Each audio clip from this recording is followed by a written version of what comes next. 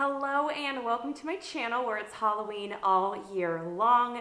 My name is Lauren. Welcome back if you are a returner. I'm very excited for today's video because we are talking all about the books I read in August. So looking back at my reading experiences during August, I feel like I read a lot of really great, entertaining books that I loved. I didn't have any 1 stars, but I also didn't have too many 5-star books that I read. I feel like August was a huge transitionary month for me. It was when I started back up at work. If you didn't know, but I've mentioned this in many videos, I am a high school history teacher and I also started to work part-time as a lecturer at a university. It is quite an added load to my work week, but things have been super hectic, adjusting to going back to school, teaching high school students, learning a whole new job. Despite all that, I feel like I was able to read all the books I wanted to read in August, plus one I did not intend to read at the start of the month and ended up really enjoying. I didn't have anything that I didn't like. I didn't have anything I DNF'd. I didn't have any 1 stars. Reading 7 books and adjusting to my workload, I think I was able to balance it pretty well. So I'm a happy camper at the end of August. Let me just take a little sip. So the first book I read in the month of August was All the Missing Girls by Miranda. I found this book in a free little library in my neighborhood. So I don't think I really picked this book out. This book found me, and I'm really happy because I don't really feel like I am the kind of person that has a super broad wheelhouse when it comes to the books I like to read. So I feel like I'm a pretty picky reader. And if I'm stumbling across a free little library, I feel like odds are I'm not really gonna find things that really pique my interests. I stand corrected because this book right here was a phenomenal read. I gave it 5 stars. I loved it. I really appreciated the backwards timeline where you have, I guess how I can call it, is like the problem. The problem is presented to you in the first few chapters, and then you go back to the preceding weeks before that, and it takes you back to that moment, and then you move forward in the timeline. Just to give you a little backstory on this book, we have our protagonist here, Nicolette. She goes by Nick. She grew up in a small town, like super small in the South. She deals with a childhood trauma experience, does her best to move out of that town ASAP, leaving a boy, leaving her family, and coming back every so often, but really trying to pick up her life and start anew in a different city, different place. And so she's really not necessarily thriving because she hasn't really, as the trope goes, she hasn't really dealt with the childhood trauma. So, if you like the trope of people coming back home to their small town to deal with their childhood traumas, this will be your jam. It is a dark story because you're kind of rooting for interestingly complicated, kind of bad people. So I'll leave it at that, but I found it interesting, and I like that it had me a little entangled with morals and morality. What is right, what is wrong, what do you do for your family, what lengths would you go to protect the people you love? All of those themes, all of those questions are really addressed in this book. So I really like this one. To me, this was a 5-star because I couldn't put it down, and I think that's a big sign that I'm enjoying myself. So the next book I read in August was Jaws. I actually have a whole reading vlog on this on my channel. It's a really quick, breezy read where I'm kind of saying goodbye to summer before I go back to working as a full-time teacher. I found this book to be generally enjoyable, but if I had to compare it to the book, which I do in my vlog, and you'll get the whole spiel there, I do feel like the narrative in the movie is far more enjoyable. The characterizations are more enjoyable than what you get here with the plot and the characters in the book adaptation here. I give this book a 3. I forget what I gave the star rating in the vlog, but right now, how I'm situated here at the end of August, having some time to process this, I feel like this is definitely a 3 out of 5 stars. Solid, but the movie was way better. The last book I read before the school year started for me was Nothing But Blackened Teeth by Cassandra Khaw. This cover is a trip. It is beautiful. And it is like a teeny book. It is a novella, and it follows a group of friends that, oddly enough, and I don't know if I'm this cool, but they spend like a bachelorette party, like a pre-wedding adventure in a haunted mansion. They're in Japan.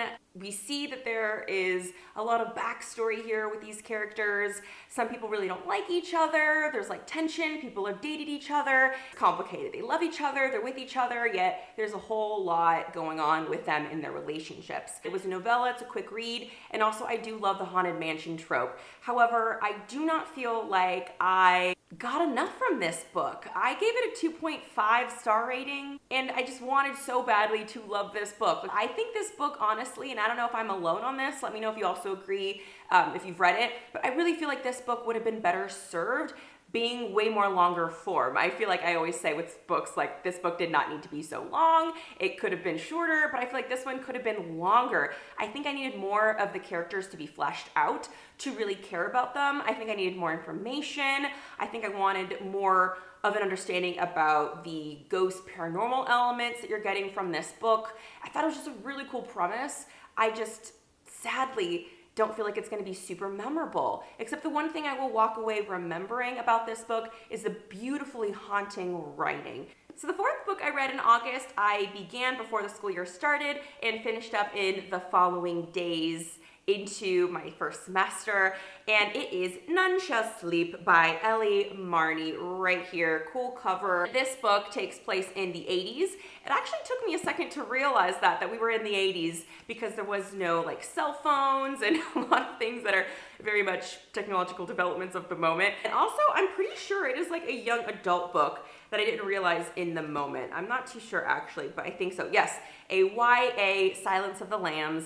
And so it is 1982. It follows these two teenagers who are basically recruited by the FBI at the time in Quantico to interview teenage serial killers, get information from them. At the same time, you have one of their bosses in the FBI trying to solve another case, and they think that it is a teenage serial killer who is doing all these crimes and they can't find him, and then they get involved in that case. So it gave me a lot of Criminal Minds, but like a YA version vibe. If you liked Netflix's series Mindhunter, this is also up your alley as well. I gave this book a 3.5 star rating because I enjoyed it, had a lot of fun. I didn't think I related all too much to the characters. They didn't seem really that compelling. It didn't really leave me intrigued and wanting to really pick it up because it is like a larger book.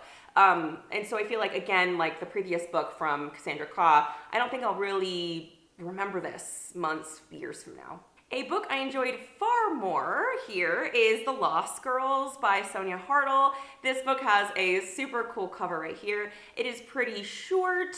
The writing itself was a breeze. It was only about 249 pages, but it really felt like it flew by. I love this book. It is a pretty popular book, and I think also YA, a little blurb on the back says, a fast-paced and empowering thrill ride guaranteed to get your blood pumping, which is a pun because it is a vampire story. I love vampire stories. I think that's a really cool element in horror. They are definitely overdone, but I have always loved them. They've been something I really found fascinating, so I think Sonia Hartl did a really cool remix and reimagining of the vampire folklore story and gives you something a little bit different in this book. So the normal rules don't apply. You have a group of young women, I guess.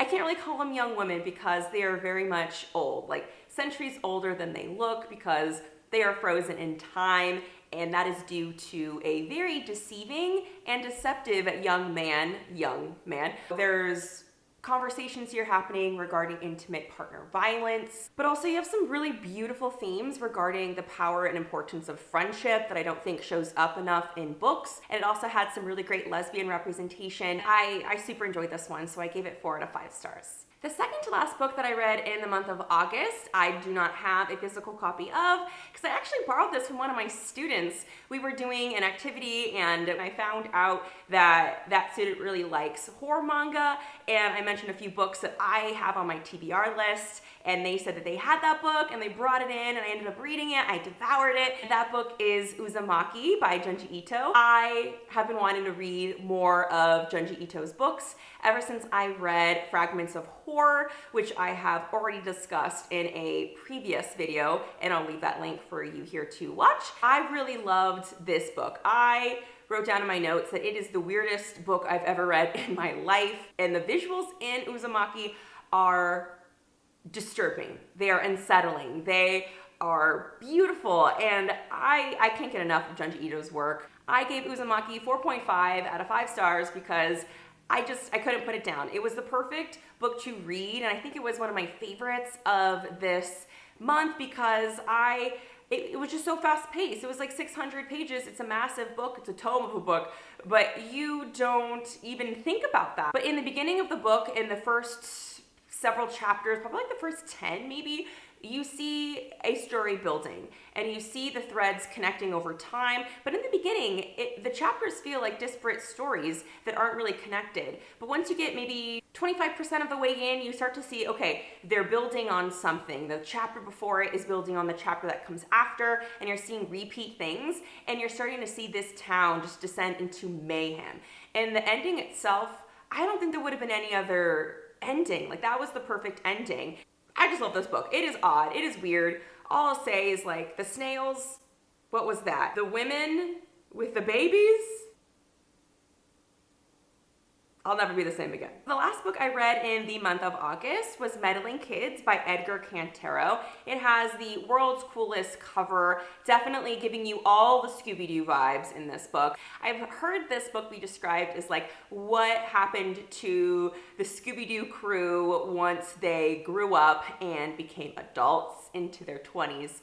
It does give you a little bit of that, like the characters sometimes give you references to them, like you have the dog that is like kind of more on the human side, like it's kind of like an anthropomorphic characterization of the dog, which becomes like a really cool character. I really like that. I've never read a book where you have a dog being very human, and I really love that. You also see that one of the characters has red hair, and that's being referenced a lot. You have another book here that has really great lesbian representation. It's like a really sweet love story that develops over time in the course of this book. Like, it's super cute. It's one of like the best parts of this book. I love the horror elements. I thought it was really cool. It was giving me more sci-fi vibes, which I think is why I kind of went with my 3-star rating. I think this book had really inconsistent pacing. This was one I had to pause in the middle of because work was like making me really tired, and when I come home I really need something that is like fast-paced, preferably visual, really engrossing, and this really wasn't doing it for me, so I switched to Uzumaki, finished that book, and then came back to this one. Contemplating kind of DNFing it, but not really, because I feel like it did have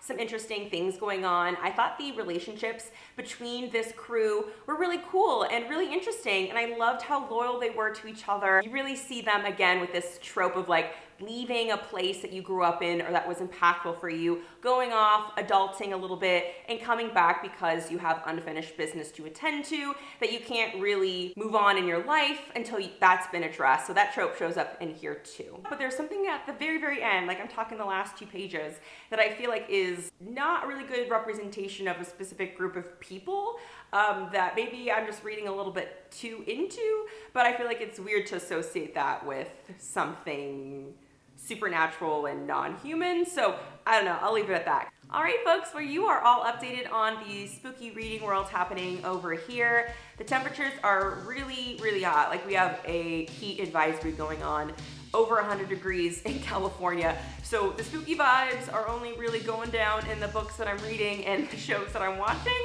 not outside. It is really hot. So I hope you all are staying well, staying safe, and I'll catch y'all in my next video. Be sure to like the video if you had fun.